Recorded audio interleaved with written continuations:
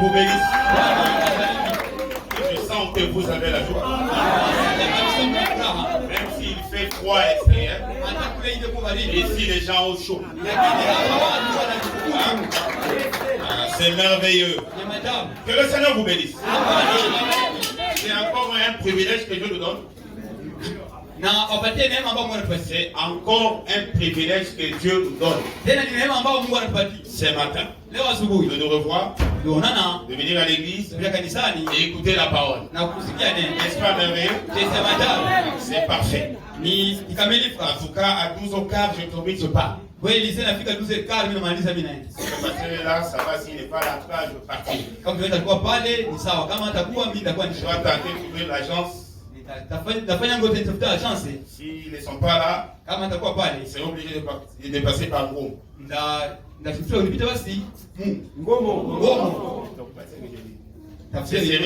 de passer par Ngomo pour arriver chez moi. Amen. Amen. Priez toujours pour moi. Je crois que vos prières feront quelque chose. C'est par expérience, je le sais. Parce qu'on a lu où c'est écrit, mais c'est par expérience. Bon, Banam avait dit la vérité. La prière, c'est la clé. La prière, c'est la réponse. Mais aussi la prière, c'est la bombe. C'est l'épée. Et Dieu bénisse. Pendant que nous sommes debout, lisons dans Marc chapitre 10. Verset 27. Jésus le regarda et dit, cela est impossible aux hommes, mais non à Dieu. Car tout est possible à Dieu. Luc chapitre 1 ajoute, au verset 37, car rien n'est impossible à Dieu. Amen. Bien-aimé va prier. Bwana Yesu Kristo, tulikuja hapa Mungu kwa kusikia neno lako. Wewe ni mfalme. Baba, unataka sasa ufanye hotuba na sisi. Kwa hiyo hotuba ndio mko rehema yetu. Acha Bwana useme na tukusikie. Na kila mtu atasema amina Baba, apate majibu kwa mahitaji yake. Baba, tosha mhubiri njiani, wewe mwenyewe Mungu tusemeshe. Tosha mtafsiri njiani, wewe mwenyewe Mungu tafsiri. Tosha Bwana mwamini wako njiani, wewe ndio Mungu sikie. Shetani ndio adui wako, ndio adui wetu. Katika uwezo wa jina la Yesu, tunaambola shetani hapa atoke mkanisa letu. Atoke muroho zetu. Atoke masikio yetu. Atoke mkomportema zetu. Katika jina la Yesu, tunalika Roho Mtakatifu ashuke mwenyewe afanye kazi ya kuhubiri, ya kusikia, ya kubariki, ya kukomboa. Asante kwa Mungu taifanya. Kwa imani katika jina la Yesu Kristo. Amen. Amen. Amen. Vous pouvez vous asseoir. Ce matin, je vous dis bonjour, shalom. Et que Dieu vous bénisse très richement. Je crois que nous avons les amoureux du message ici. Avant de commencer, j'aimerais vous dire quelque chose. Il y a des gens qui vivent le message. Il y a des gens qui chassent les péchés. Satan connaît, les démons connaissent l'environnement et eux-mêmes. Ils savent que nous essayons de vivre la parole. Vous ne pensez pas quand vous ne vivez pas la parole, c'est tout le monde. Non, vous vous trompez. Il y a des gens qui prient. Il y a des gens qui sont saints. Dans ce message, il y a des hommes honnêtes, des femmes sérieuses dans ce message. Vous qui péchez, ne croyez pas que tous nous sommes pareils.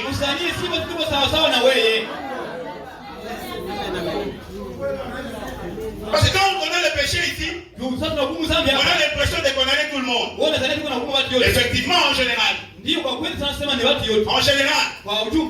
Mais il y a des gens qui évitent le péché. Pas par la peur. Pas pour impressionner. Mais ils sont liés à la vérité. Qu'il y ait des gens ou pas, ils sont chrétiens.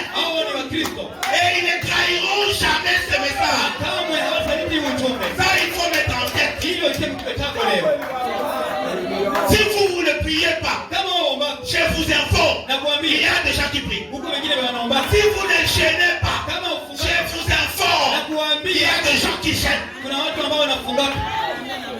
Si vous ne lisez pas la Bible, les brochures, il y a des frères et sœurs qui les lisent.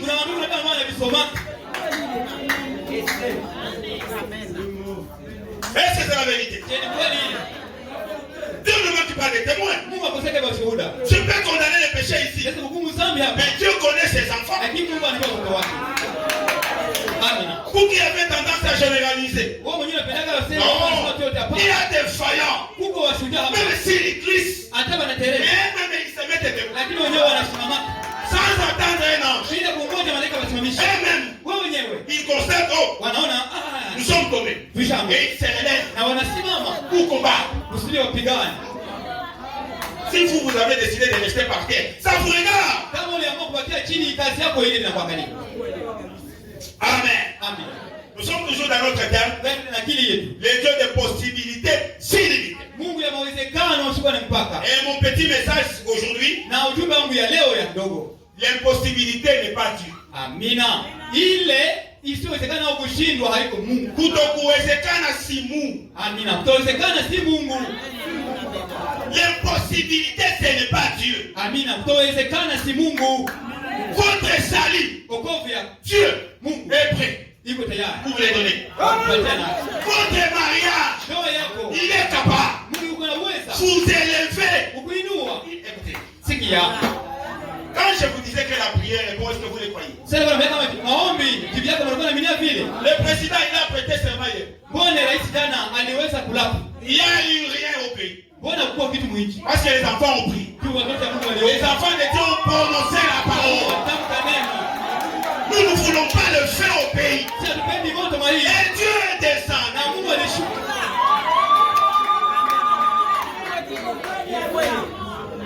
Alléluia. Rien n'est impossible. Pour vous donner une maison, chez Dieu, il n'y a pas de retard. Écoutez, pour ôter la soif que vous avez du péché en vous, pour Dieu, il n'y a pas de retard. S'il le fait ce matin, il peut le faire. Mais si aussi vous avez la foi, rien n'est impossible. Ce sont les hommes qui parlent. Ce sont les hommes qui croient. Ce sont les hommes qui disent. Mais quand Dieu parle, full stop. Même si tu n'as pas de nom, et il fait t'élever, il le fera. Vous pensez, les enfants, les fils et filles de Dieu, qui sont dans les livres, vous pensez qu'ils sont gros? Ils sont costauds. Parfois, ce sont des personnes négligeables. Mais Dieu les avait considérés. Quand elle parle, les ciels s'ouvrent. Quand ils disent quelque chose, Dieu écoute. Dieu devient attentif. Amen. Rien n'est impossible à Dieu. Et si vous croyez ce Dieu-là, laissez-moi le dire, rien n'est impossible à vous. Parce qu'il a été dit, c'est lui qui est en vous. Un plus grand que celui qui est dans le monde. Si tu avais demandé du travail à quelqu'un et il ne te l'avait pas donné, demande-le à Dieu. Si tu cherches la promotion chez les gens et il n'y en a pas, va chez Dieu. Tu vas chercher le mariage, il n'y en a pas, va chez Dieu. Lui connaît le but du mariage. Lui connaît le but du travail. Amen. Est-ce que vous aimez ça? Laissez-moi vous dire, Dieu n'est pas l'auteur du néant. Alléluia. Mungu haiko ndio mwanzo au kisa ya kushindwa kwako. Il n'est pas l'auteur chagrin. Dieu. Mungu haiko kisa ya huzuni yako. Il n'est pas l'auteur du désespoir. Mungu haiko kisa ya kuvunjika kwa moyo. Ce n'est pas Dieu. Haiko Mungu. Il n'est pas l'auteur. Haiko ndio kisa yake. Même s'il est informé. Hata kama anajua. Mais ce n'est pas lui l'auteur. Lakini haiko ndio mwanzilishi. L'auteur c'est quelqu'un d'autre. Mwanzilishi wa kisa ile ni mwingine. Il n'est pas même l'auteur de tes maladies. Amina. Mungu haiko ndio mwanzilishi wa kisa wa udata. Je vais vous le faire maintenant. Anasema na Biblia nao. Alléluia. Amina. Il n'est pas même l'auteur du stress que vous avez ce matin. Mungu haiko ndio kisa au mwanzilishi wa stress ambao kuna sasa asubuhi. Est-ce que vous croyez la parole? Je mnaamini neno? Ce n'est pas Dieu, il y a quelqu'un d'autre. Haiko Mungu alete mbaya ni mtu mwingine. Alléluia. Alléluia. Le Saint-Esprit n'est pas contre ton bonheur. Amina. Roho Mtakatifu haiko ndio anakuletea kukosa uhai. Il n'est pas contre. Haitukie kukosa uhai. Ndio. Même s'il est en vous, il voudrait aussi vous voir heureux. Le Saint-Esprit n'est pas contre ton bonheur. Alléluia. Parce que je suis rempli du Saint-Esprit, je dois être stressé, je dois être pauvre. Et le Saint-Esprit est content. C'est faux. C'est faux. Amen. Écoutez, vous qui pensez que c'est la richesse qui fait perdre les gens le salut, trop souvent ce n'est pas ça. Et nous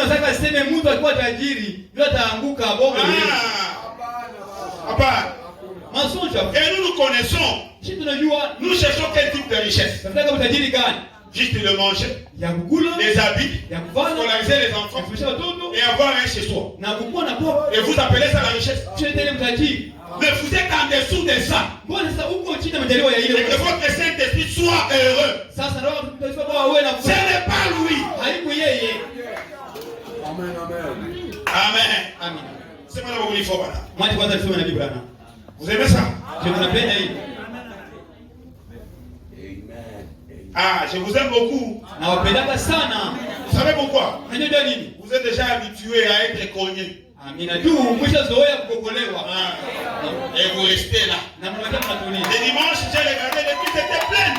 Donc vous voyez que les gens sont là. Seigneur, si tu veux nous tuer, nous sommes toujours là. Vous qui n'aimez pas quand la parole tourne tue, posez-vous la question. Est-ce que vous êtes Dieu? Ma petite sœur ici elle m'a étonné. Elle m'a étonné. Elle m'a dit, au temps de Jésus, il avait le pouvoir de dire aux gens qui faisaient le marché à l'église, parce qu'il était Dieu, par ma puissance, je vous chasse. Quitter l'église. Mais il n'a jamais fait ça. Il est allé chercher un bâton. J'ai le pouvoir de vous faire quitter. Mais ici, j'utilise d'abord les bâtons.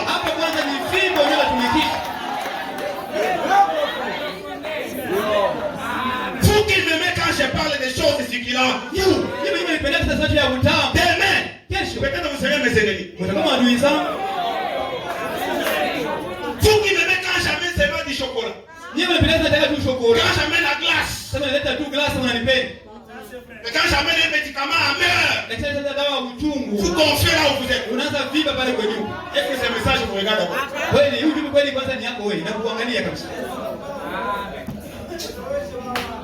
Le Saint-Esprit discerne vos péchés. Au lieu de dire merci, vous vous fâchez.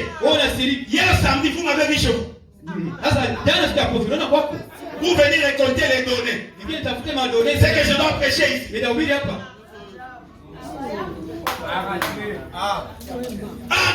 Amen. Ayez cette habitude. Que la parole compte. Que la parole ne cogne pas. Donnez-nous beaucoup d'amen.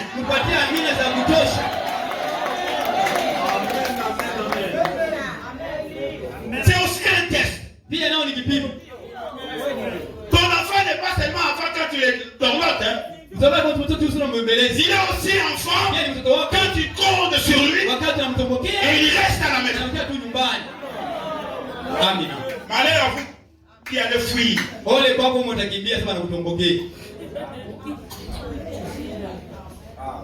Amen. Est-ce que c'est bon? Vous bénissez. Faut pas dire dans la prédication démonologie domaine physique. Bwana sana na mahubiri maarifa kuhusu mapepo kiwango cha kimwili. Qu'il y ait personne qui va dormir ici. Na kusikia mtu akusinzia leo. Surveillez bien. Mchunguze mzuri wale wakasinzia wote. Au kapima tu na terre générale. Et si tu oses dormir, je te cite normalement ici, Dieu de la chair.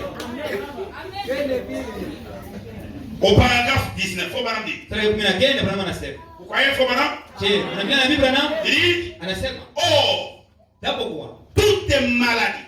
Kila magonjwa yote. Nous devons d'abord constater que kwanza kugundua kuwa toute maladie est venue du diable. Kila magonjwa yote ilitoka kwa shetani. Est-ce que quelqu'un se sent mal ici ce matin? Kuna mtu mmoja anasikia kama mbaya hapa. Quelqu'un est malade ici? Kuna mgonjwa hapa. Cette maladie là, Ile mgonjwa ce n'est pas Dieu. Haiko ya Mungu ile. Amina. Même quand on le dit parfois magonjwa yangu, ce n'est pas pour toi. Hata unaitaka wewe mgonjwa yangu, hapana, iko yako ile mgonjwa. Comme madame dit, Dieu n'est pas l'auteur de la maladie. Mungu haiko mwanzilishi au kisa magonjwa. Et toi qui n'es pas malade, remplacer la maladie par quelque chose d'autre que tu as. Sasa wewe mwenyewe ugonjwe, kisha ugonjwe itakuwa shida yako. Aucune maladie ne vient de Dieu. Écoutez maintenant. Parfois, Dieu permet. Pas qu'il est l'auteur ou qu'il soit l'auteur. Parfois, pas souvent, pas tout le temps. Parfois, Dieu permet que Satan vous inflige une maladie. Pourquoi? Comme un fouet. Comme un fouet pour vous ramener à la maison de Dieu. C'est quoi vous me donnez raison? Amen. Bien aimé, c'est quoi vous me donnez raison? Comme je l'avais dit le dimanche passé. Vous êtes chez vous. Sans péché. Sans incrédulité. Sans doute. Et que Dieu vient seulement vous tester. Qu'est-ce qu'il y a? Vous avez fait quoi? Trop souvent il y a quelque chose. Même quand les gens ne voient rien, lui il a vu. Il y a une porte d'entrée. Je l'avais dit même l'autre jour. Quand on prie pour vous cette semaine, la semaine qui va venir, l'autre semaine, posez-vous la question. C'est quelle porte qui est ouverte? Dieu il est puissant. Comme je l'ai dit tantôt, s'il veut vous délivrer ce matin, il le fera compléter.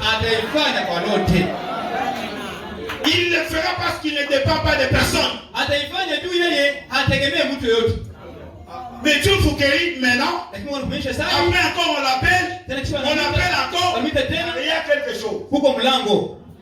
Très profond. Restez calme. Il y a quelque chose. Vous n'avez pas du travail, ça fait 5 ans. Il y a quelque chose. Je vous dis, il y a quelque chose. Oh, pasteur, moi j'ai ça comme je n'ai pas envie de me marier. Vous avez quel âge? 30 ans. Il y a des choses en vous. Même si vous avez la Bible, même si vous êtes bien vêtu, garçon chic, bien. Voilà, où ça. Peut-être qu'il n'est pas normal.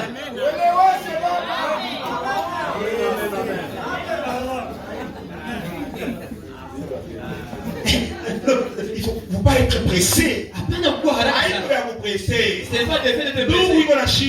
Les frères ont un problème. Alléluia. Dieu bénisse. Il dit, quand vous, je reprends, il dit, parfois Dieu permet que Satan vous inflige une maladie comme un fouet pour vous ramener à la maison de Dieu quand vous avez désobéi. Alléluia. Quand vous avez désobéi.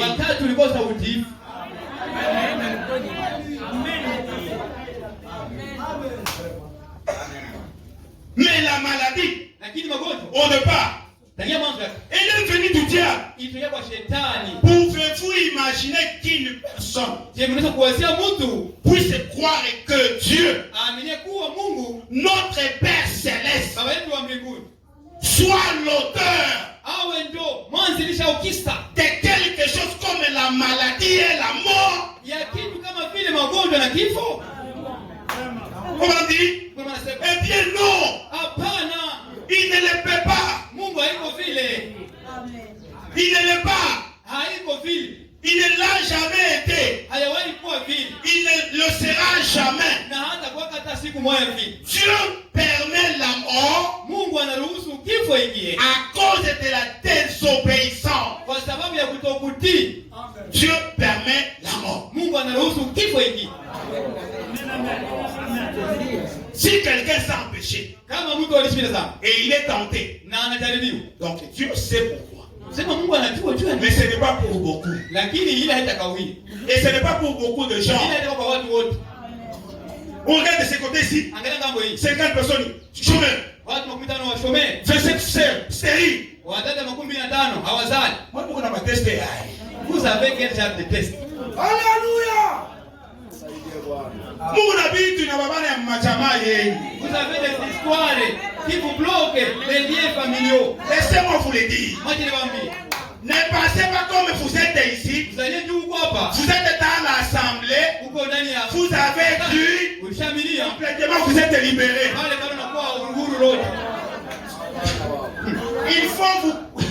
Il faut vous plonger dans le message complètement.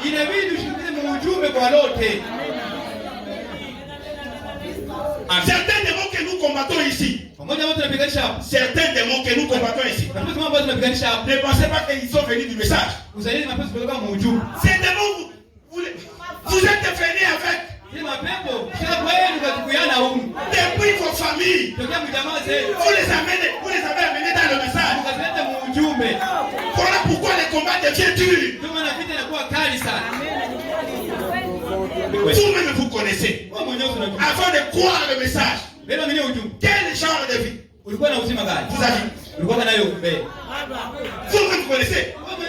C'est ici où on vous voit calme, on vous voit gentil, on vous voit sérieux. Mais avant de croire ce message, vous connaissez votre vie. Vous connaissez votre vie. Maintenant, au lieu de donner à Dieu votre corps, votre esprit et votre âme, vous lui donnez seulement le corps. Parce que frère Eugène les a fait laver là-bas.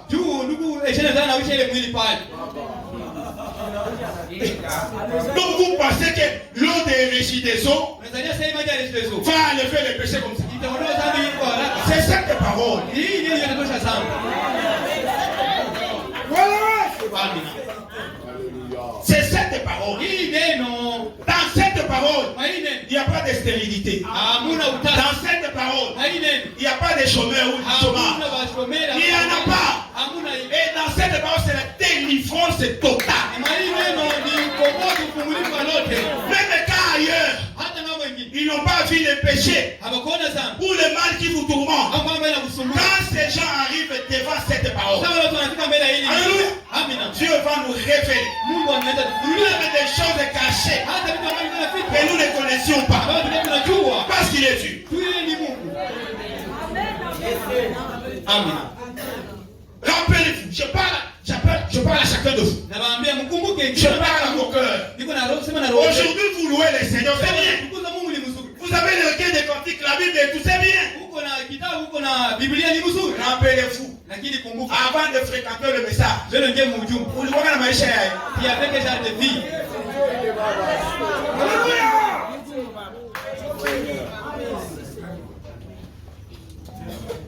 Ici, on te voit une petite fille. J'ai parlé à un collègue.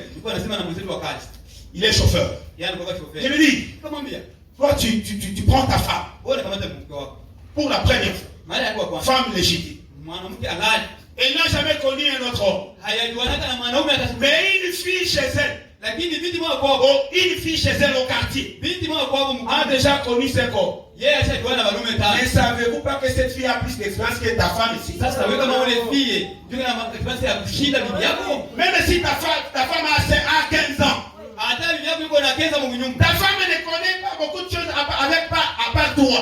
Alléluia. Bibi yako yeye hajui ya mingi mwile mambo. Mais la soi-disant fille est là-bas. Lakini kale kafika. Vous la voyez calme. Naona kana tulia. Elle a de l'expérience. Lakini ule fille ni elle connaît des choses. Anajua mambo usikie tu. Même si vous ici vous la dépassez en âge. Hata umeshidia kimo, unamshidia. Vous avez déjà des enfants. Mais elle est célibataire. Mais elle connaît des choses. Ule fille ni mtaalamu kushinda.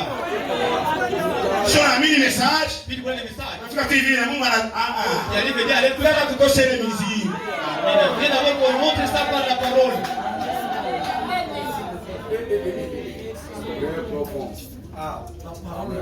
Faut voir dans la prédication, les maladies et les afflictions. Prêchons le ça a été prêché en janvier 7 ans. Paragraphe 23. Il dit, les maladies et les afflictions sont toutes des résultats du péché. Pas d'amen. Peut-être pas dans votre vie. Peut-être pas dans votre vie. Mais dans la vie de quelqu'un avant vous. Quelqu'un avant vous. Ici vous êtes frères, sœurs, bien-aimés. Dans le message, et nous bénissons les Seigneurs parce que c'est la vérité. Et votre famille. Amen.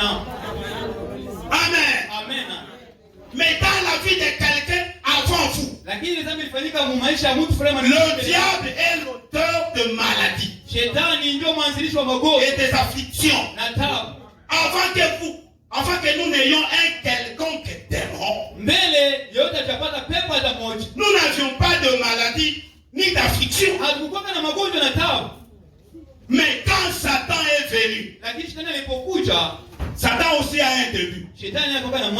Avant son apparition, il n'y avait pas toutes ces choses. Il s'est amené avec les maladies et les afflictions. Bien de fois, nous nous y référons comme de bénédictions. Vous êtes malade et vous prenez ça comme normal. Une épidémie. Oh, ça c'est une épidémie. Comme il fait froid. Voilà pourquoi. Bien de fois, nous nous y référons comme des bénédictions. Je ne peux jamais m'imaginer que Dieu puisse tirer une bénédiction d'une personne malade. Frère, vous avez cru le message. Vous êtes chômeur. On fait passer les paniers, vous ne donnez rien. Et là où Dieu est, là où il se trouve, il dit voilà mon fils. Je suis heureux. Quand on fait passer les paniers, il ne donne pas, je suis content. Et vous restez des années comme ça. Je suis dans la volonté de Dieu. Quelle volonté? Vous avez les malédictions de votre famille.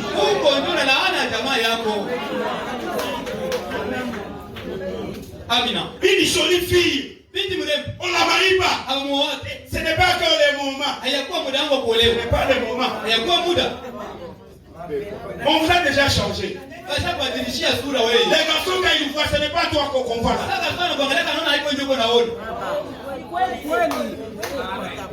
Dieu, il vous fait commerçant. Il vous donne le moyen pour acheter les articles, la marchandise, vous étalez. Et il n'y a pas de clients depuis 8h jusqu'à 17h. Et Dieu au ciel, il est content, il dit voilà ma fille. Même si elle n'a pas vendu, moi je suis dans la joie. On va distraire. Vous êtes distrait, vous êtes nombreux. Alléluia. Toi tu as acheté les marchandises pour que les gens se mettent. Hein? Unasomesha watoto wanapata bote machete hawapati kazi. Ndio ilikuwa objectif. Les enfants ont eu le diplôme et il n'y a pas de travail, c'est ça l'objectif. Ouvrez vos esprits et vos cœurs. Quittez la distraction. Satan vous dit le contraire. Mungu tu anakupa neema na unauza nguo ya bien. De la grâce acheter vraiment un bon habit. Ndio kama mfanyise sio nakosa function. Mais cet habit, c'est là que Dieu a dévalé. 1 mois, 6 mois, 1 année, 3 ans. Comment la justifier? Ça fait 3 ans que je gagne habit. C'est pas que trouver l'argent. Ça prend que je pour atelier. On a m'appelle pour moi. Dans ta maison, les démons logent là-bas. Amen. Amen. Oui. Je ne peux jamais m'imaginer que Dieu puisse tirer une bénédiction d'une personne malade, d'une personne chômeur, d'une personne stérile. Vous vous mariez, il n'y a pas d'enfant. Et vous voyez que c'est la gloire de... Quelle gloire? Quelle gloire? Vous travaillez, on ne vous paye pas. Vous venez à l'église et vous ne recevez rien. Ça fait 3 mois. Ça fait 6 mois. Ça fait 1 année. Et pas de Saint-Esprit. Mais vous voyez comme c'est normal.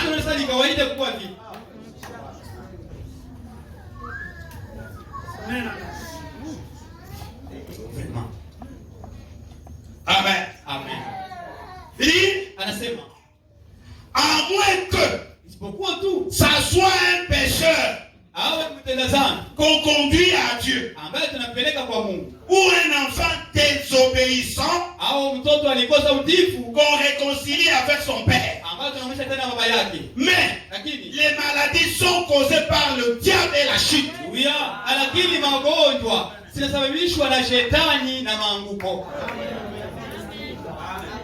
Alléluia. Commencez déjà à compter. Peut-être que vous êtes déjà dans le message. Vous avez déjà eu quoi? Spirituellement. C'est la boussole. C'est la foi. La sainteté. Si vous n'avez pas toutes les choses, pleurez à nous.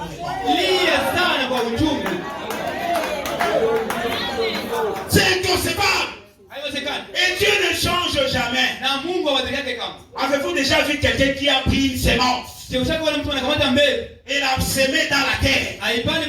Et après, il y a eu la pluie, il y a eu le soleil, et la semence n'a pas poussé. Peut-être c'était une semence plastique. Mais la vraie semence de Dieu poussera.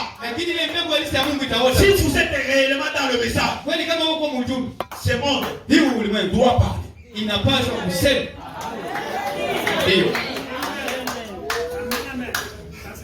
Amen. Amen.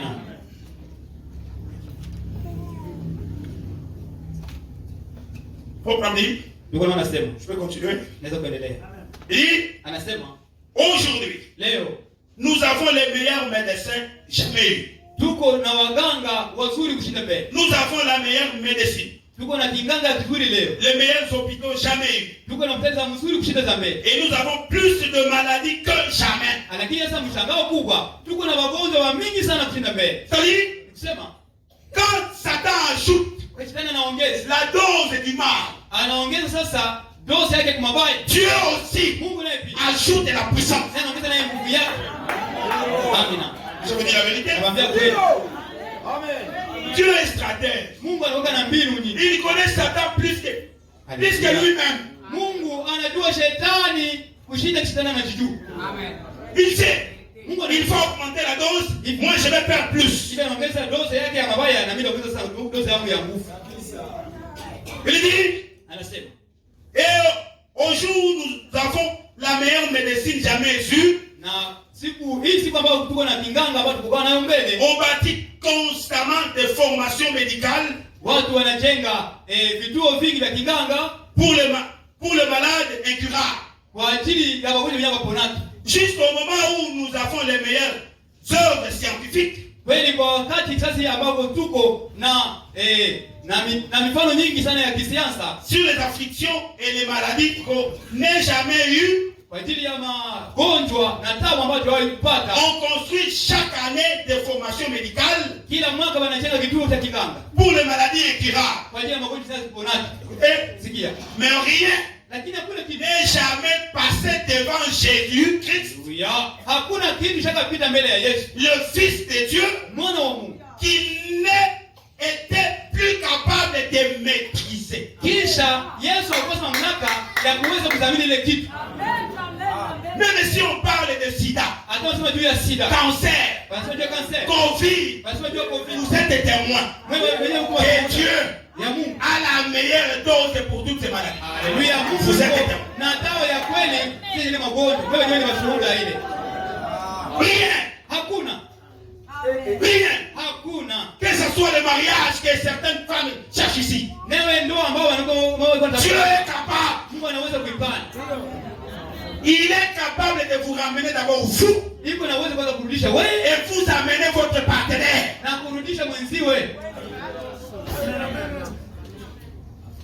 Le mal est que vous ne cherchez pas Dieu comme il le faut. Amen. Il vous dit de patienter pour vous apporter la solution. Vous le laissez et vous partez chez les féticheurs. Qu'est-ce que les féticheurs vont te donner comme mari?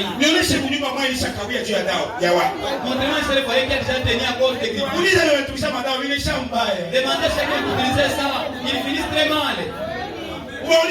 Demande-les. Pas seulement il te dit comment utiliser ça et comment il a fini. Tu verras que dans ce histoire-là, il n'y a rien. Faites les mariés, venez ici à genoux. Vous voulez changer le cœur de quelqu'un à genoux. Amen.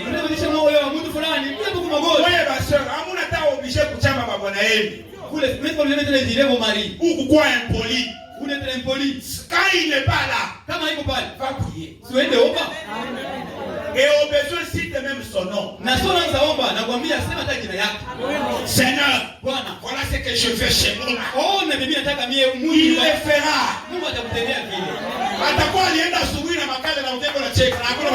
Amen.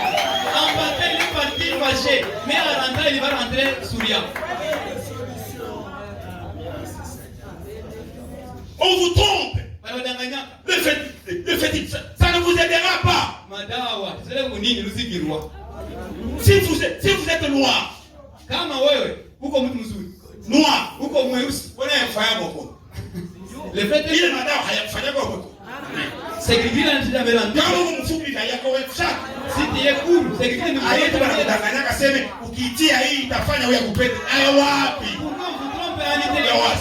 Les frères vont t'aimer. Pourquoi? C'est un mensonge simple. Et laissez-moi vous dire, vous les femmes qui cherchez les fétiches, vous complexez.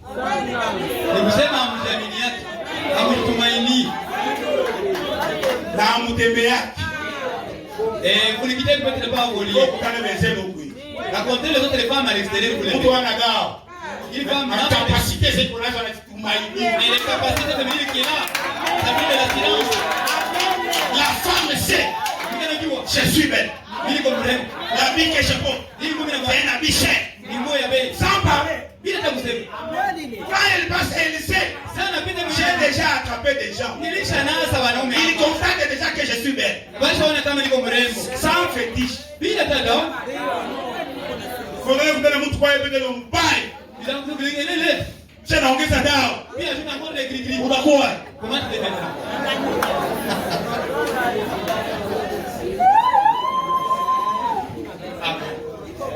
Et comment vous donnez à votre frère, il va bleu? Parce que ces frères ici ne connaissent rien. Attendez. Je vais prêcher. Il y aura un magasin de cartes. Vous n'avez pas de dose. Vous aurez vraiment ce qui vous convient.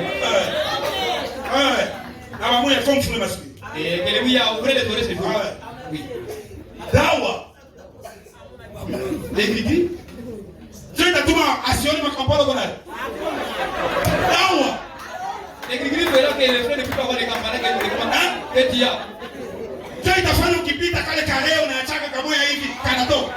L'écriture fera que quand Quand tu passes alors que tu exhales une mauvaise odeur, le frère n'a pas pris. Appuyez-vous à la parole. Nakwambia leo tegemea hivi. Ndio. Il est dans le cours. C'est ça qu'on dit là comment tu vas te comporter. Aïe dawa, qu'est-ce? Ce ne sont pas ces gris-gris là-bas. Voilà, qu'est-ce? Ça c'est le pauvre noir. C'est pas vraiment le Kétia. Tu as beau. Encore le pauvre noir pirate. Amen. Amen. C'est bon. Mzuri. Et il est tout autant le même aujourd'hui qu'il était hier et qu'il le sera éternellement. Na Mungu anabakia vile vile. Jana, leo, milele na misa alikuwa kana yule tabaki. Il le prouve. Anaionesha watu. Vous le verrez soirée après soirée. Utaona ile jioni kisha ingine jioni. Bien-aimé, Mpendwa, vous qui tenez la parole, wewe mwenyewe unashikamana na neno. vous qui vivez selon la parole, Soyez calme, Dieu va vous surprendre. Mungu atakushangaza. Dieu va vous surprendre. Mungu atakushangaza. Ne pensez pas que Dieu ne connaît pas votre fidélité. Il le connaît. Unajua uaminifu wako naijua. Même si tu es dans les coins, Atako mkono pale. quand on prêche, on ne te voit pas. Ana vile wakuona. On ne cite même pas ton nom. L'auteur de cette parole connaît. Alléluia. Nazisha ile neno na kujua pale. J'ai quelqu'un là-bas. Niko na mtu wangu pale. On ne connaît même pas. Mwenyewe unajua kita Et mkanisa. on n'a jamais cité son nom. Mais je sais ce qu'elle est. Lakini najua Je kenyewe. sais ce qu'il fait. Najua kiko nafanya. Amina. Alléluia. Amen. Amen. Il dit, Anasema. et si ce n'est pas le cas, Na kama sivyo, alors vous avez le droit de douter. sasa uko na haki kama Mungu alivyovile ushaki. Quelqu'un a demandé, Mtu fulani aliomba. les guérisons durent-elles? Je, uponyaji utakawia? Mauponyaji. Les guérisons durent-elles? Je, mauponyaji zinaweza kawia? Madame dit, Kama nasema. elles dureront Mauponyaji zitakawia tant que durera la foi. zitadumu mara yote imani inadumu. Mais quand la foi faillit, Lakini imani inapozoofika, alors votre guérison faillit. hapo uponyaji wewe nayo pia inazoofika. Vous voulez dire que tout celui qui est venu à l'hôtel Sasa tunasema kila mwana kuja hapo kwa mweza wao et qui s'est converti na kaongoka restera chrétien toute sa vie. atabakia mkristo maisha yake yote. Madame répond, Kama anajibia. il peut être un enfant de Dieu Anaweza kuwa mtoto wa Mungu ce soir leo magharibi et demain na kesho un enfant du diable. anakuwa mtoto wa shetani. Dès qu'il perd la foi en Dieu, Mara tu mmoja anapata imani kwa Mungu na basi il rétrograde. hapa anaanguka. Il dit, Anasema et toute puissance na kila nguvu yote qu'il peut guérir ici à cette estrade ambayo kuponyesha hapa kwa madhabahu, peut vous garder en bonne santé. ile nguvu inaweza kukulinda katika afya njema. Dieu, Sema Mungu quand il vous bénit, ukitaka kubariki, il a toujours amené un bonus. anataka siku zote na nyongezo ya Vous venez malade, ulikia mgonjwa, non seulement qu'il vous guérit, hapana tu anakuponyesha, mais il vous donne encore la puissance pour vous accompagner. unapata na nguvu ya kusindikiza urudie kwako, Pour garder la bonne santé. kusudi ubakie afya njema. Il vous donne de l'argent Anapatia franga et puis il vous envoie aussi la sécurité. na anakulindia zile franga, kutumia walinzi. Dieu n'est pas irresponsable. Mungu haiko mwanaume mwenyewe hajumuliki. Non. Hapana. Il vous donne le mariage Anakupatia ndoa et comme bonus, na sababu ile nyongeza il vous envoie les enfants. anakupatia na watoto. Amina. Amen. Amina. C'est pourquoi j'ai déclaré que Ndio maana nilitangaza watu wazi. rien ne peut passer par ici sans être délivré. Hakuna kitu cha kupita hapa bila kufunguliwa. Par ici où? Wapi hapa? La parole. Ndani ya neno. En dehors d'ici, Haleluya. Nje hapa mneno. en dehors de la parole, Nje ya neno. ça dépend de votre foi. Inalingana na imani yako. Si elle subsiste, Kama itadumu. ça dépend de vous. Ndio, najua mwenyewe. Amen. Amina. Je commence maintenant ma prédication. Sasa mimi naanza mahubiri yangu. L'impossibilité n'est pas Dieu. Amina. Isiyowezekana haiko Mungu. Est-ce que vous êtes là? Je uko pale. Je dois vous dire ce matin, Naambia leo asubuhi. Dieu, Mungu même s'il révèle sa parole, hata kama anafanya neno lake, mais il y a des choses qu'il laisse, lakini kuna vitu ambavyo anaacha que ses enfants wote. les découvrent eux-mêmes. Haleluya. Wenyewe wamegundua. Ça, je vous l'ai dit. Ile naambia kweli. Laissez-moi la vous dire. Bali kwa niwasomea hapa. Matthieu chapitre 25, Mathayo 25. 14 au 17. Tunaanzia mstari wa 14 tunashuka chini. Il en sera comme d'un homme qui Itakuwa kama vile mwanaume fulani partant pour un voyage, alienda ndani ya safari, appela ses serviteurs, akaita watumishi wake, et leur remit ses biens. Na akawapatia mali yake. Écoutez bien. Sikia kwa mzuri. Et leur remit ses biens. Na akawapatia mali yake. Pas d'explication. Hapana akufasilia kitu hapo. Il donna 5 talents à l'un. Akapatia mmoja talanta 5. 2 à l'autre. Akapatia mwingine talanta 2. Un au troisième. Na akapatia mwingine talanta 1. À chacun, kila mtu selon sa capacité. Kulingana na shahada alikuwa nayo. Et il partit. Na kisha akaenda yake. Amen. Et il partit. Na kisha akaenda. Aussitôt. Hapo celui qui avait reçu les 5 talents s'en alla. Yule alipokea talanta 5 akaenda. Les filles valoir. Akaenda ifaidisha. Ça, ile le maître ne l'avait pas dit. Bwana wake akamwambia ile ifaidisha. La révélation. Le maître ne l'avait pas dit. Bwana wake akamwambia vile ile ifaidisha. Et il gagna 5 autres talents. Na akafaidika ile talanta 5. De même, vile vile celui qui avait reçu les 2 talents en gagna 2 autres. Celui qui n'en avait reçu qu'un alla faire un creux dans la terre et cacha l'argent de son maître. Longtemps après, le maître de ses serviteurs revint et leur fit rendre compte. Celui qui avait reçu les 5 talents s'approcha et en apporta 5 autres talents. Et il dit, Seigneur, tu m'as remis 5 talents. Et voici, j'en ai gagné 5 autres. On n'a pas dit, Seigneur, tu m'avais donné 5 talents et tu m'avais envoyé d'aller les fructifier. Il n'y a pas ça. Son maître lui dit, c'est bien. Bon, est-ce fidèle serviteur? Tu as été fidèle en plein de choses. Je te confierai beaucoup. Entre dans la joie de ton maître. Celui qui avait reçu les 2 talents s'approcha aussi. Et il dit, Seigneur, tu m'as remis 2 talents. Et voici, j'en ai gagné 2 autres. Son maître lui dit, c'est bien, bon et fidèle serviteur. Tu as été fidèle en peu de choses. Je te confierai beaucoup. Entre dans la joie de ton maître. Beaucoup sont ici. Beaucoup. Celui qui n'avait reçu qu'un talent s'approcha ensuite et dit, Seigneur, je savais que tu es un homme dur. Jésus, toi-même tu connais l'âge de la Odyssée. L'âge dans lequel nous vivons. Le péché est au sommet. Et toi, vécu dans la chair. Toi-même tu connais.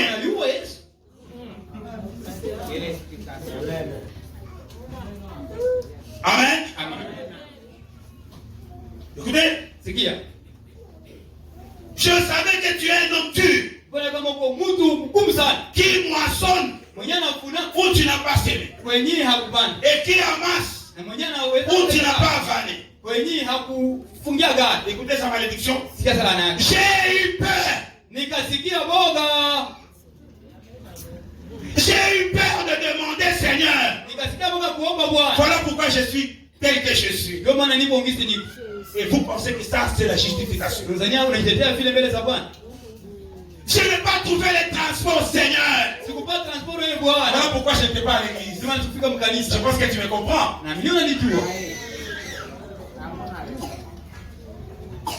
Je n'ai pas prié Jésus. Parce que je n'ai pas mangé. Toi-même tu connais.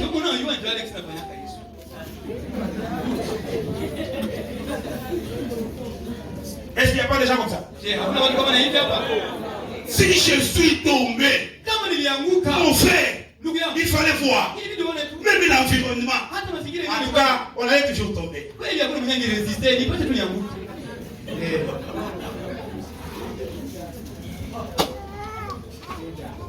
Mungu anabayu. Connaît.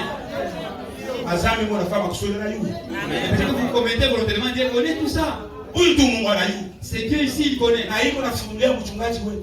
Et il a entendu révéler à notre pasteur. Parfois il dit des choses ici. Anasema vitu hapa. Utawaza sema alisema bien. Ah! Et tu penses qu'il dit des choses. C'est le Saint.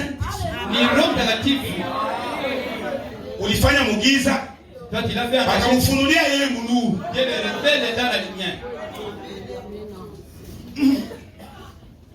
Amen. Amen. J'ai eu peur. Nikasikia bo. Et je suis allé cacher ton talent dans la terre. Na nikaenda kufika talanta yako mgudomo. Voici. Njoo. Pas ce qui est à toi. Basi kama talanta yako. Son maître lui répondit. Bwana ndiye akamjibu. Serviteur méchant. Wewe mtumishi Et paresseux. Mvivu. Tu savais que je moissonne où je n'ai pas semé. Ulikuwa unajua mimi navuna kwa jinsi kupanda. Et que j'amasse où je n'ai pas fané. Na mimi nawezaka kutosha ngano kwenye mbegu kwenye jinsi kuweka. Il te fallait donc remettre mon argent au banquier. Basi ilibidi franga kuipatie wa bankier waitia kwa faida. Et à mon retour, Na nitakaporudi j'aurais retiré ce qui est à moi avec intérêt. ningetosha franga yangu mubange na intérêt yake. On termine donc le talent. Basi mnyang'anye ile talanta. Donnez-les à celui qui a les 10 talents. Mwipatie mwenye kuna talanta 10. Car Kwa kuwa on donnera à celui qui a. mwenye iko na anapatia Et il sera dans l'abondance. na atapata mali mingi. Mais à celui qui n'en a pas, Lakini mwenye kitu on notera même ce qu'il a. hata yeye kuna utamnyang'anya. Et les serviteurs inutiles, Na mtumishi mwenye ana ou les serviteurs inutiles, mtumishi mwenye ana kazi. jetez-les dans le ténèbre du dehors, Mtumishi mwenye giza kule nje. où il y aura des pleurs et des grincements ou des grincements dedans. Mwenye kutakuwa kulia na kusaga meno. C'est là où j'ai commencé. Bali nilianzia. Si vous ne priez pas, Kama wao omba il y a des gens qui prient. wengine wanaombaka Quand il plaît, vous ne venez pas. Je vous dis, il y a des gens qui viennent. wakati unanyesha wao ukuye. Wengine wanapeleka mvula. Amen. Amina. Dieu vous laisse vous-même prendre la décision. Mungu anakuacha mwenyewe ukamate uamuzi wako.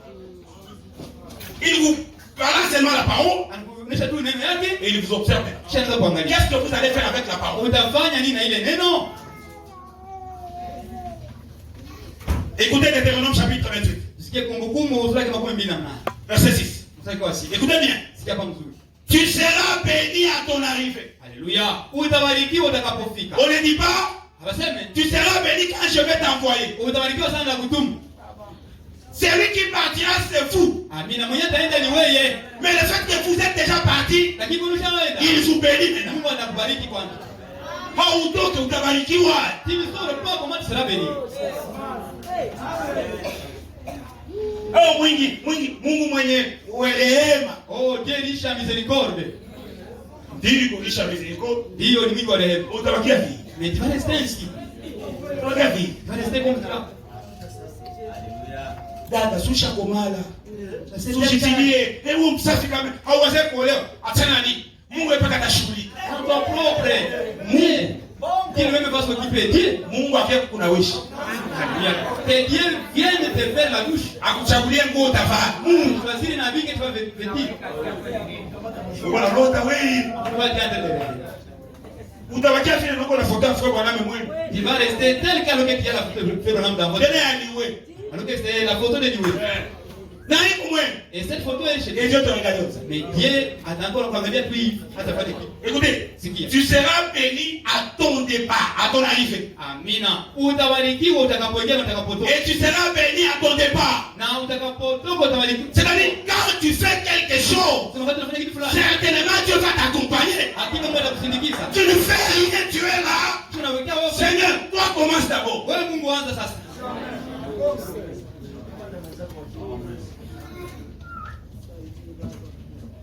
Amen. Écoutez où il y a des problèmes. Sikia kwenye kuko shida. Ageux chapitre 1, Kitabu cha Hagai sura ya kwanza. verset 5 Mstari wa 5 à 6. mstari mpaka mstari wa 6. Écoutez, Sikia. 5 à 7. Tunaanzia kutano mpaka 7. Est-ce que vous êtes avec moi? Je Mungu pamoja na mimi.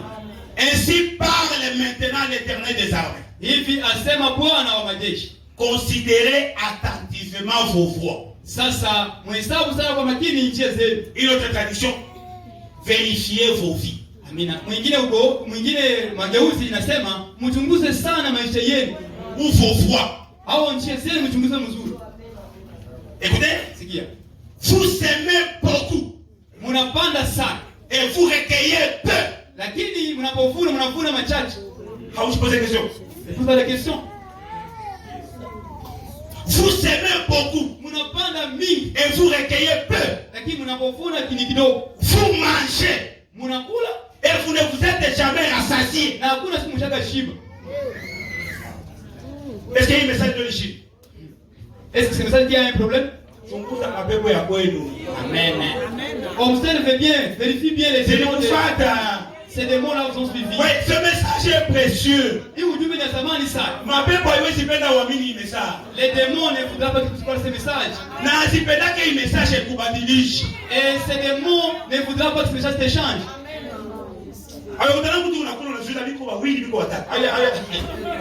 Quelqu'un mange, il a posé question. Est-ce que je vois ou je ne vois? Et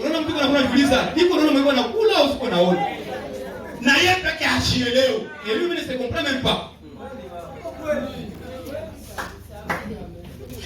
On m'avait raconté quelqu'un. Il est ici. Il faut, c'est une femme. Il m'a dit qu'elle ment. Elle prend aussi du thé. C'est normal, hein? Je l'ai même vu chez ma femme. Je l'ai vu. Quand elle a accouché. Elle fallait des boules, je regarde. C'est toi ou c'est toi? Ah, c'est bon. Écoutez, vous semez beaucoup. Et vous recueillez peu. Vous mangez. Et vous n'êtes pas rassasié. Vous buvez. Et vous n'êtes pas désaltéré. Quelqu'un vous dira, lors de la Sainte Seine, j'ai pris 9 verres. Il était calme. Les frères, ça tu vois. Il a fait du message ou pas? Tous les frères. C'est un frère. Frère. C'est un frère. Entre guillemets. 9 verres. Arrivé à 9. C'était pas. Et il restait calme. Comme s'il y était. Là, on doit se poser la question. Dans le monde, ce frère, il était comment? C'était comment? Oui. Nous sommes les humains, non?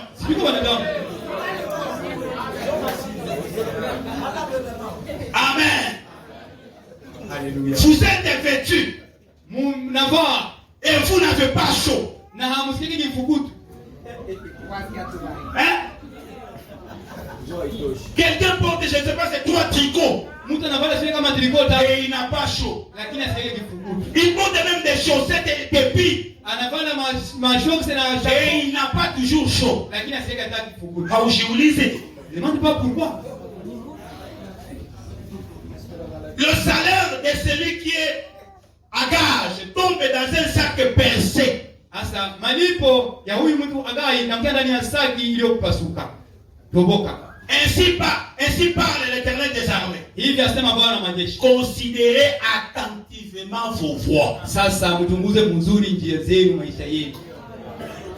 Vous travaillez, on vous paye. Anakulipa. Vous ne ressemblez pas au travail. Lakini ufanane kazi vile unafanya. Vous ne ressemblez même pas au salaire qu'on vous donne. Hata mshahara yenu unapokea. Est-ce qu'il y a où qu'on double? Vraiment. Est-ce que vous n'êtes pas à deux vraiment? Hein? Vous n'êtes pas à deux. Hamko wawili kabisa. Dieu vous a donné une jolie femme. Mais vous ne vous satisfaites pas. Il faut toujours aller dehors. Est-ce que c'est vous-même là? Ou vous êtes 5 personnes? Et chacun a son tour. Est-ce qu'on ne comprend pas? Une belle femme dans le message, Dieu vous l'a donné. Mais le frère n'est pas stable. Pourquoi? Pourquoi d'ailleurs tu dois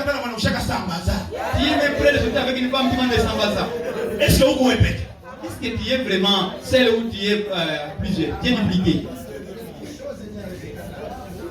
Alors, les gars, viens. Vous voyez, les frères restent silencieux ici.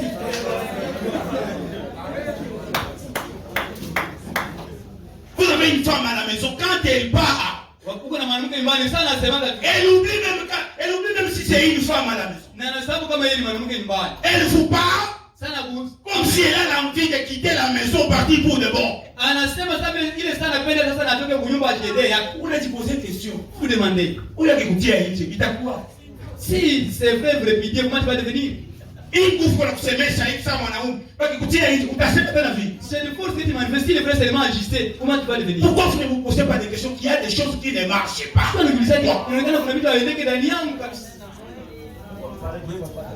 Pourquoi? Vous donnez vous donnez à votre mari le mari a l'impression d'abord d'aller se regarder dans le miroir. Est-ce que oui, c'est moi quand même qui est en train de donner. Je vous dis qu'il y a des démons, mes frères. Prions sérieusement.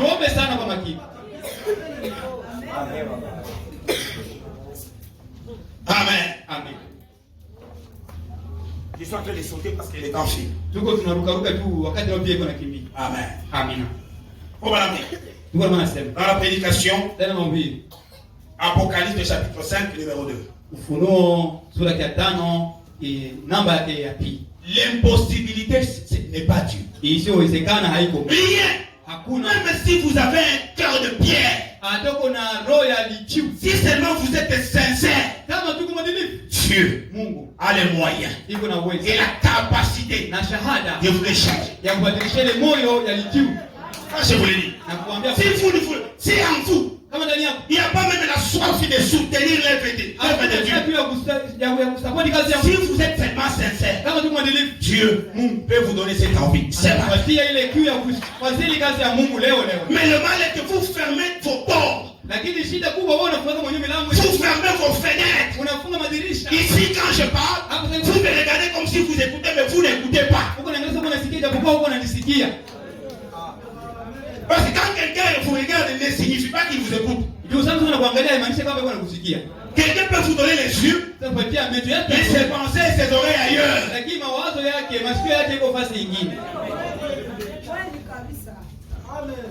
Voilà pourquoi, même quand vous dites Amen, c'est bien, mais j'attends plus. Que cet Amen soit unique.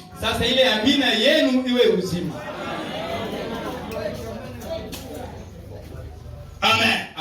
Au paragraphe 57, mais maintenant, ne vous éloignez jamais de cette parole. Amina. Ne vous éloignez jamais.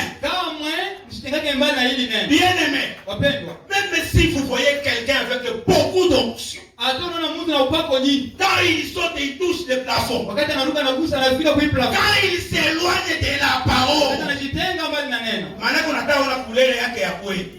là maintenant tu vas voir sa vraie couleur. Quelqu'un qui ne fait pas l'église, écoutez dans ma situation, c'est Branham qui est la vérité. Mais pourquoi tu ne viens pas à l'assemblée, à l'église?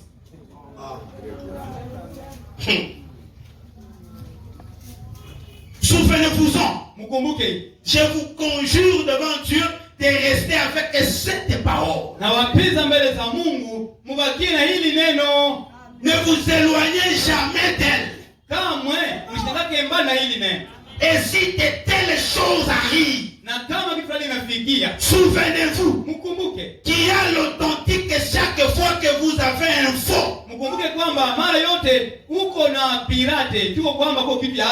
Oui. Quand il y a des sorciers, ça prouve qu'il y a des gens qui ont l'esprit véritable de Dieu.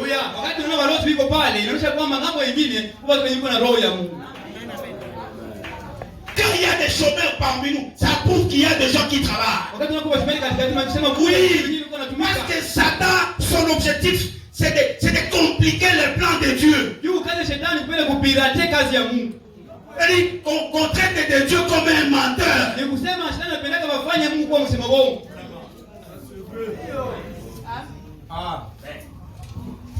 Amen.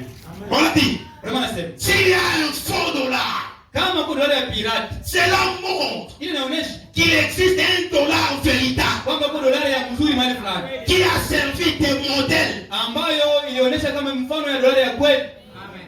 Voilà pourquoi je vous encourage, vous les héros de la foi, vous les vaillants. Ukisikia mfulana na nguka, wewe kupatie nguvu ya kusonga mbele. Seigneur unisaidie. Oui. Usimcheke. Donc les choses sont difficiles. Huyu naye. Celle-ci aussi est acha nikimbie. Laisse-moi aller de l'avant. Quand vous attendez un hypocrite parler en langue, vous ne pouvez pas dire qu'il a le Saint-Esprit. Mais souvenez-vous qu'il imite une véritable oracle. Un véritable oracle. Qui lui a effectivement le don de parler en langue. Imitation. Le pasteur prêche, il chasse les démons. Les démons aussi viennent copier. Je vous l'avais lu. Judas aussi avait prêché. Il était prédicateur. Et il avait même chassé les démons.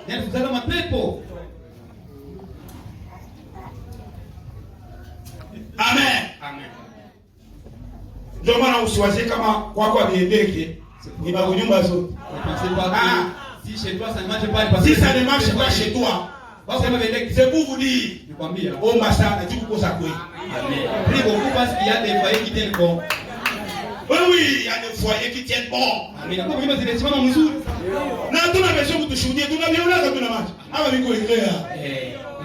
de déjà plus témoigner de nous. Nous nous connaissons la casa. Et d'autres sont en train de forcer dans les foyers. On cherche des boulots qui t'achètent à l'essence à la place pour que tu puisses visiter très fort, mais ça ne tient pas. Amen. Et quand vous voyez ces choses fausses, souvenez-vous qu'elles ont été copiées sur la vérité. Dieu est le créateur de toutes les bonnes choses. Alléluia. Je reprends. Dieu est le créateur de toutes les bonnes choses. Alléluia. Tout ce qui n'est pas bon, ce n'est pas Dieu. Ce n'est pas lui l'auteur. Même s'il connaît. Amen. Mais Satan imite ses dons.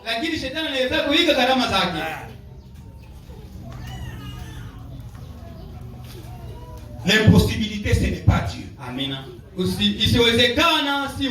Si vous êtes seulement sincère, sérieux, Dieu vous bénira.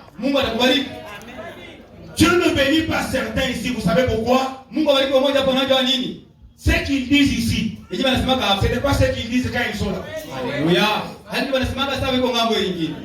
Où sont cassés mon église? C'est mon pasteur. Parce qu'il est ici. Quand il sort, il a un autre pasteur. Il a une autre église. Et quand tu regardes, il dit non, moi je ne peux pas venir comme ça.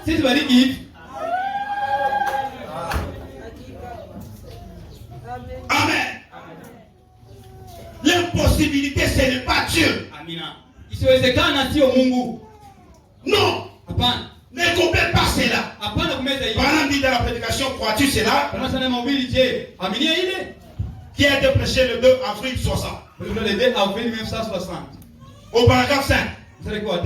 Je prends le milieu. Il dit l'église a toujours le pouvoir. L'église a toujours le pouvoir.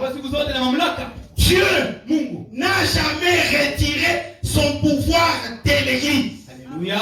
Mungu kamwe hayatoshaka mamlaka yake mkanisa. Jamais. Kamwe. Voilà pourquoi si vous voyez quelqu'un quitter l'église, vous ne quittez pas. Amen. Ndio unaona mtu kutoka mkanisa au utokaki. Vous ne connaissez pas la chose qui a poussé cette personne de quitter l'église. Tu vois, Dieu dit tout mtu atoke mkanisa hame aende fasi nyingine. Alléluia. Amen. Mais l'église n'a pas assez de foi. Lakini sasa kanisa ile maana kutosha pour agir sur base de cela. Kusudi kanisa sasa itende kazi kulingana na hii nguvu Mungu alipatia. Ici, chez le frère ici. Hapo kwa ndugu. Ici. Ici. Il y a des gens qui ont la capacité ambao uko na uwezo de commencer le business ya kuanza biashara et être élevé ici. Na wananuliwa hapa. Ils peuvent commencer même à aller à Dubaï.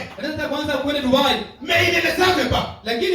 Ils attendent quoi? Une vision. Un songe. Mais les autres, quand ils ont commencé, ils avaient commencé avec quoi? Ils s'attendaient seulement à eux. Je peux aller à Dubaï. Il ose pour la première fois. Dieu le bénit.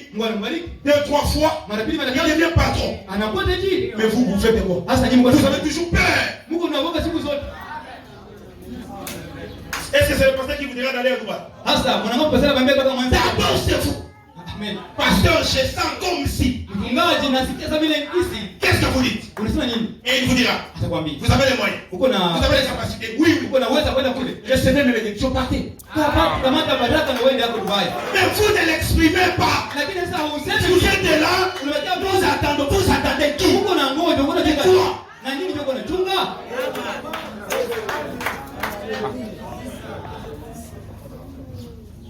Na isema mshwani kuko wenye Mungu hatawaambia.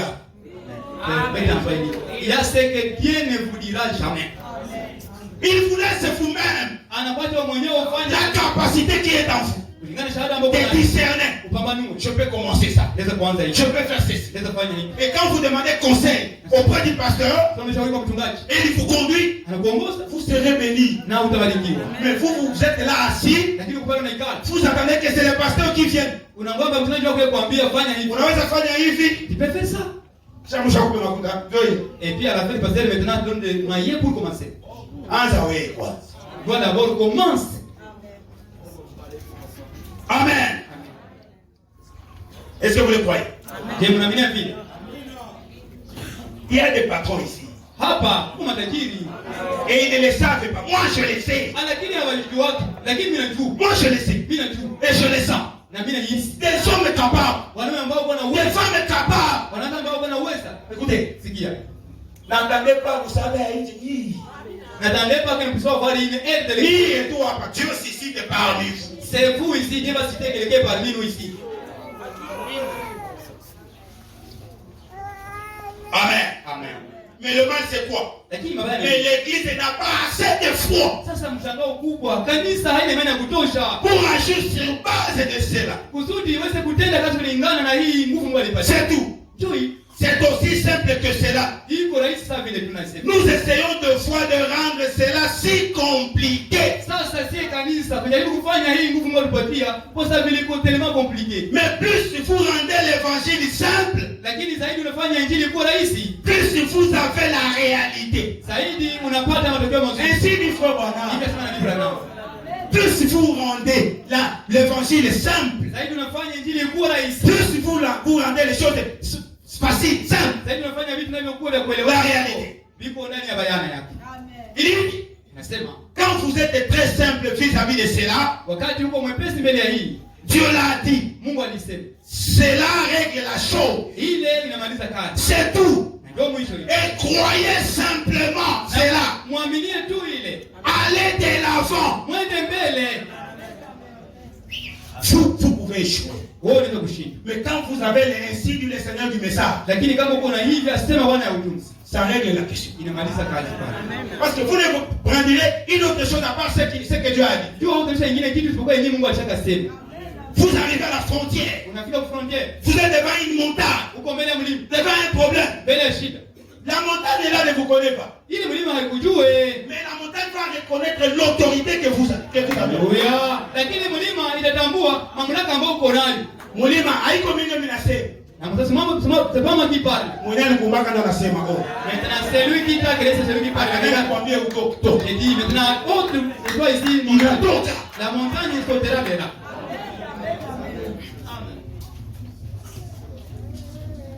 L'impossible, ce n'est pas Dieu. Amen. Amen. Comme on dit dans la prédication, je suis la résurrection et la vie. Prêché le 18 novembre 63. Le 18 novembre 1963. Au paragraphe 41. J'ai quelqu'un qui aime cette citation. Ah ouais. Écoutez. Dieu n'est pas compliqué. Alléluia. Mungu hakuwake compliqué. Amina. Dieu n'est pas compliqué. Hakuwake compliqué. Parfois, les gens veulent le rendre compliqué. Mara, watu wanapenda kufanya Mungu kuwa compliqué. Mais lui-même là, il n'est pas compliqué. Il est simple. Hakuwake compliqué, iko rahisi, mwepesi. Il est accessible. Yeye Mungu anafanya yote wamfike hapo.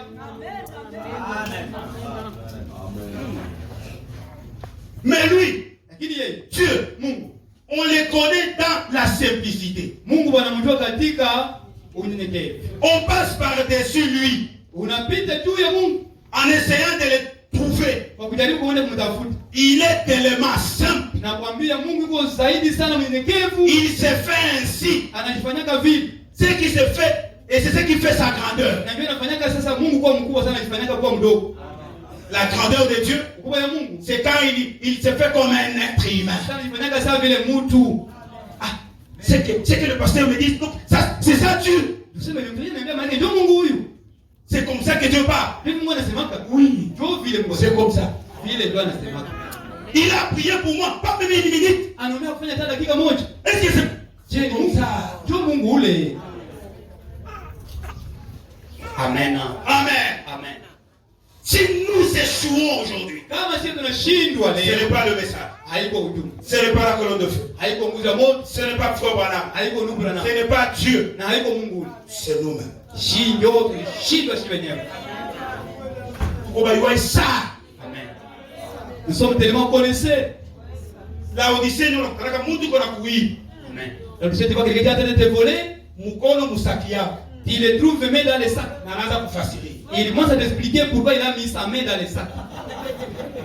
Si tu me trouves ici, il y a celui qui l'a montré. Je lui ai la vu maintenant, j'ai fait retourner la chose dans les sacs. Je n'ai pas demandé tout ça. La surprise de cette main dans les sacs, ça fait quoi ici?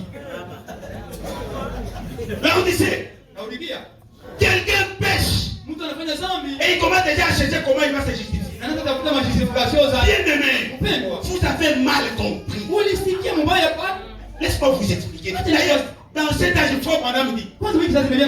Frère, j'étais surpris dans le pays. Cet âge, il a quasi gagné. Maintenant, pourquoi tu veux m'expliquer cet âge? Ça veut faire quoi ici? J'ai dit à quelqu'un la fois passée. Rien audio. La Bible dit, si notre cœur ne nous condamne pas, nous sommes bien, ou nous sommes sérieux devant Dieu. Oui, nous avons de l'assurance. Qu'est-ce qui fait qu'on a agi facile? Je lui ai dit ceci. Vous savez quoi? Vous êtes frappé par deux choses. La peur et la culpabilité. Quand quelqu'un a la culpabilité, il va vous dire des choses que vous n'avez même pas demandé. Tu vois, ces gens-là, elle était la même. Est-ce que moi je t'ai dit ces choses? J'ai seulement dit shalom. Moi j'ai dit seulement shalom, frère, ici. Mais en disant shalom, tu commences à m'expliquer tout un livre. Donc tu connais quelque chose. On disait, je n'ai pas pris ton enfant parce que les gens risquent de. Si elle tombe malade, on dira que c'est moi.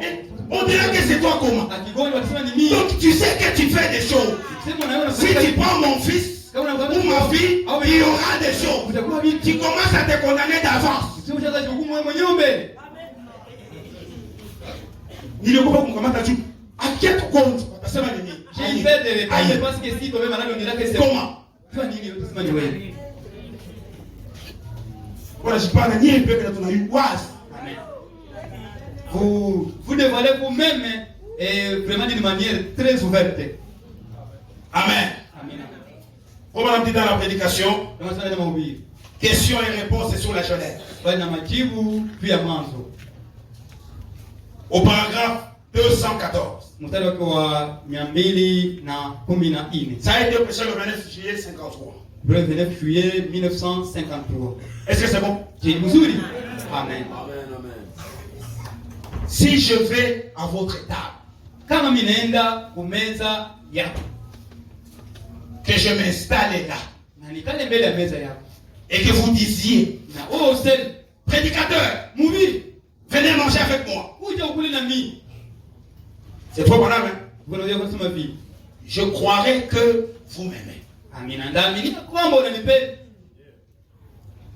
Et vous auriez des haricots,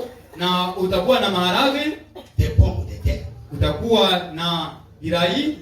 des carottes, un poulet rôti, de la tarte aux portions, de la tarte au potiron, de la crème glacée, tout étant bien présenté là. Eh bien, je crois que je serai aussi libre de prendre des pommes de terre que des haricots. Je crois que je serai aussi libre de prendre du poulet rôti que de la tarte. Tout est sur la table. Est-ce que c'est la vérité? Il y a plein de choses sur la table. Et tu m'as appelé parce que tu m'aimes. Laisse-moi manger selon mon goût. Amen. Amen. Tout est sur la table.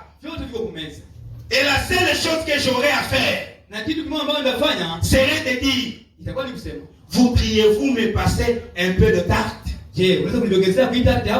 S'il vous plaît. Et je crois qu'avec un cœur bon et libre, et avec votre amour pour moi, vous diriez, mais certainement, mon frère, prenez-en un bon morceau. Est-ce vrai? Si je disais, voudriez-vous me donner des pommes de terre? Eh bien, certainement mon frère, voici. Paragraphe 215. Et chaque bénédiction rédemptrice pour laquelle Jésus-Christ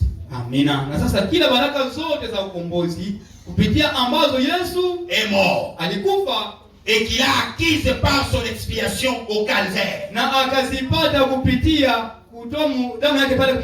est placé sur la table. Et chaque croyant est assis devant. On va dire alléluia. Si j'ai besoin de guérison, je dis Père, passe-moi un peu de guérison. Pourquoi? Parce qu'il y en a sur la table. Je demande ce que je vois sur la table.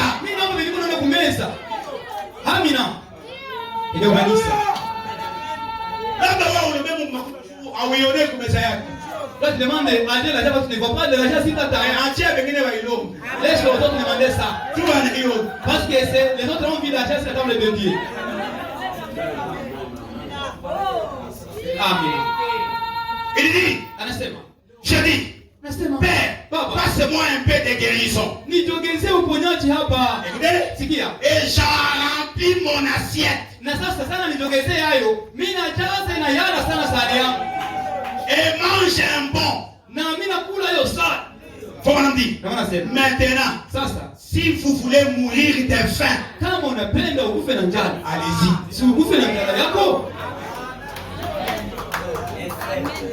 Dans ce message, tout est sur la table.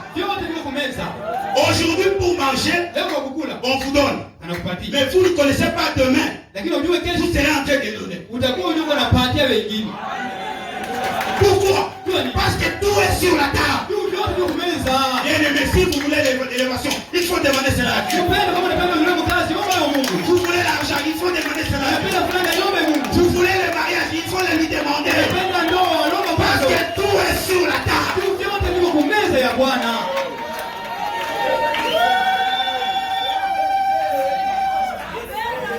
Et notre Dieu n'est pas égoïste. Non, non. Il donne à tout celui qui demande. Si vous êtes sincère et vous avez la foi et vous avez un bon motif, il vous donnera.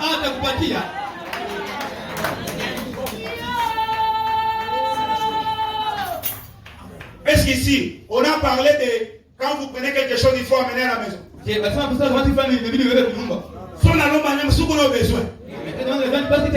Mais vous avez l'esprit congolais. Mais muko na roho ya kikongomani. Ça me laisse meza wao unaanza wote kiza sachet. Amen. Quand tu vas remplir maintenant ton assiette, là maintenant tu penses à remplir ton sachet. Ouais, mais quand même chi. Alors que toi tu n'as pas déjà une occasion. Mais d'abord c'est l'occasion de remplir mon sachet. Sushi de quoi? Mais là c'est soit d'abord. Et lui kumeza dada hii ndio mwisho. Peut-être c'est que la table c'est pas encore la fin. Eh, dada tulifikia kila mtu sachet. Peut-être on a préparé sachet pour chacun à côté.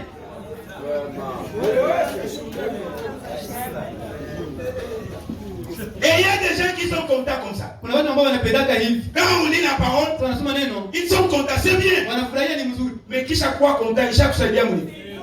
Après être content, de quoi cette parole t'a déjà aidé? Amen. Tout est sur la table. Tout. La délivrance sur la table. Le Saint-Esprit sur la table. Vous voulez être libre sans stress. Sur la table. Amen. Acha niseme vingi vingana wafunga jumu na shikamana na majamaa zenu. Amen. Mizimu ya jamaa ya ukoo. Les liens familiaux vous attachent à votre. Ndio wengi. Son nombre. Unaona mtu anaruka mruanji, anatoka jasho, fele meza yale ya jasho. Amen. Quand quelqu'un sautait pendant la louange, peut me remplir tout un verre pendant la louange. Mais atoke nje usikie siku naambia watu. Mais qu'il sort un peu, alisema la watu. Son langage. Comment il va dire aux autres? Son langage est même les païens fuient. Hata pagani wanakimbia. Mais anajaza jasho aliruka anachezea Mungu. Mais il va remplir vraiment le verre de la sueur quand il a chanté. Parce que Mungu hakulichezea. Il a dansé pour quelqu'un. Nacheza manyimbo ya famille nous. Tunachezea. Va jouer les danses ou les chansons de ta famille, pas jouer pour Dieu. La divinité de Jésus-Christ. Uungu wa Yesu Kristo. Prêché le 25 décembre 49. Le 25 décembre 1949. Au paragraphe 98. Mstari wa 98. Faut me dire. Mais c'est Dieu le créateur. Ni Mungu muumbaji. Vivant en vous. Mwenye anaishi ndani yako. Et vous donnant toutes les puissances. Anakupatia nguvu zote. Et vous êtes en possession de tout ce qu'il avait. Na sasa wewe uko na ile yote ambayo Mungu alitoka nayo. Wewe pale. Amen. Aussi cela est-il en vous pour que vous vous absteniez du mal. Na sasa ile nguvu yote, ile uwezo yote iko ndani yako kusudi wewe uizuize na mabaya. Quand Dieu place sa puissance en vous, wakati Mungu anatia uwezo wake ndani yako, le mal vous fuit. Mabaya inakukimbia. Mais wewe ungalikimbia. C'est toi qui fais encore les massadires, les biens là puissants n'est pas encore en toi. Akiingia jaribu zinakuya au utafuta jaribu zinakuya. Si entre en toi les kisha unazishi. Mais wewe ungana zitafuta. Maintenant c'est toi qui cherches encore les. Unatafuta majaribu kwa makusudi. Tu cherches cette tentation pour nango. Nikusema mundani uko free. C'est-à-dire ici à l'intérieur il n'y a rien.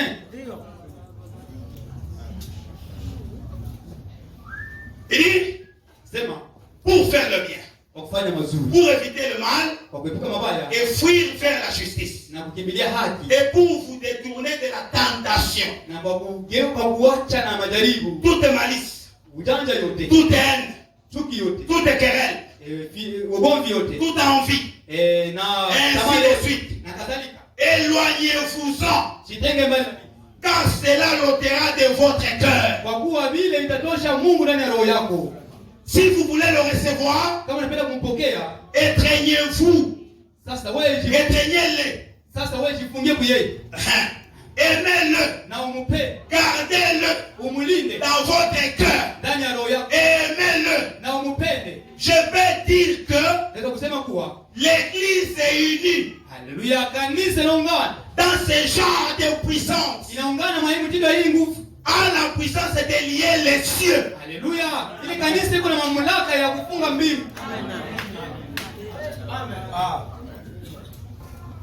De guérir le malade. D'ouvrir les yeux des aveugles. Comment on dit alléluia? Les sourds parlent. Les muets parlent.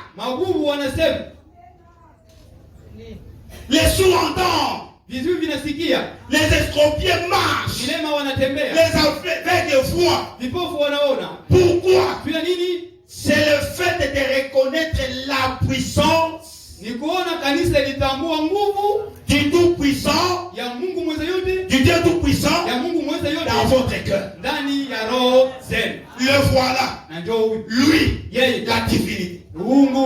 Frère bien-aimé, quand quelqu'un qui a cru ce message a la conscience que le Dieu Tout-Puissant habite en lui, à quoi que la âme est pour?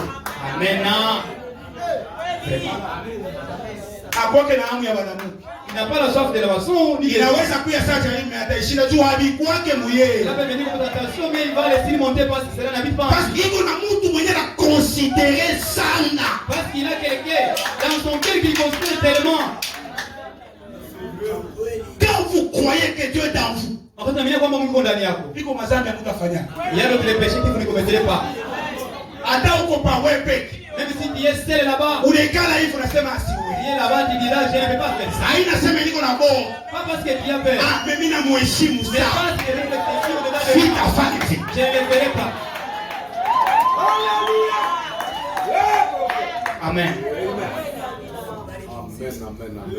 Quand mon gars a ici, message de ma frère et ma soeur. Si tu dis encore ce message parce que tu crains encore le frère et sœur. C'est une bonne pensée. Mais on gagne pas. Et je dis encore, tu es très loin. J'ai dit la vérité. Tout ça va se faire. Parce que quand les frères vont déménager, dans le quartier là où tu es, tu vas rester seul. Maintenant tu vas vivre comment? C'est très grave. C'est le message.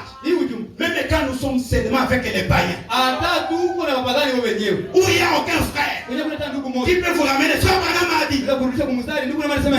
seulement, tu dis ces gens doivent savoir que je suis différent d'eux. Ainsi dit la parole. Mais tu m'as dit qu'il me quitte moi ici. Dans une chose, il vient de passer la parole. Comme le bien-aimé passe, maintenant vous pensez à vivre la parole.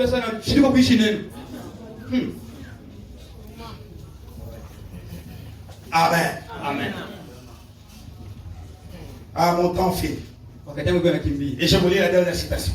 Que Dieu vous bénisse.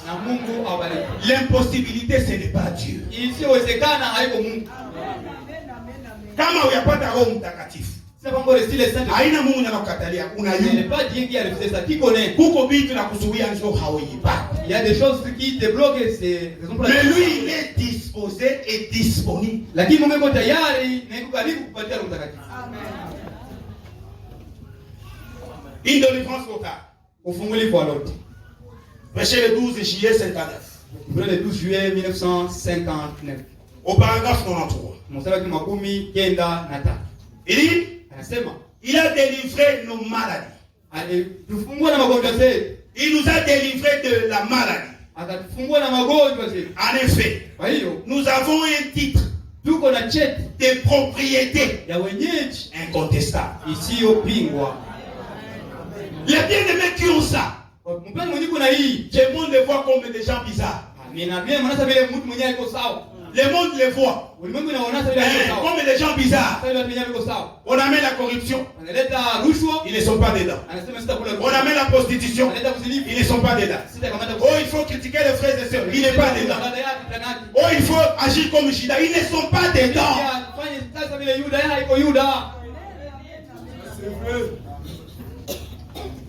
Il dit, en En effet, nous avons un titre de propriété incontestable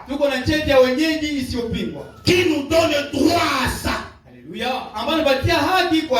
Alléluia. Amen. Car il a été blessé par nos transgressions. Par ses meurtrissures, nous avons été guéris. Il est notre guérisseur. C'est pourquoi cette pauvre femme, cette petite pauvre femme, victime de la polio, qui essayait de prendre soin d'un mari qui se mourait du cancer, elle est entrée dans les sphères de la Pentecôte de Dieu. Elle avait la foi. Les médecins avaient fait tout ce qu'ils pouvaient. Alors, elle a suivi les instructions de Dieu. Les médecins avaient déjà échoué. Mais lui ou la femme, elle avait suivi les instructions de Dieu. Dieu me dise, pasteur. Il dit, et il a été totalement délivré.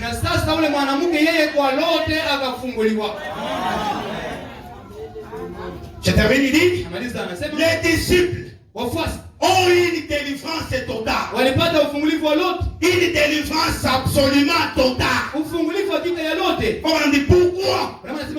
Parce que ils étaient complètement et totalement remplis du Saint-Esprit. Oh, le Saint-Esprit c'est la parole. Et celui qui prêche la parole c'est un être humain.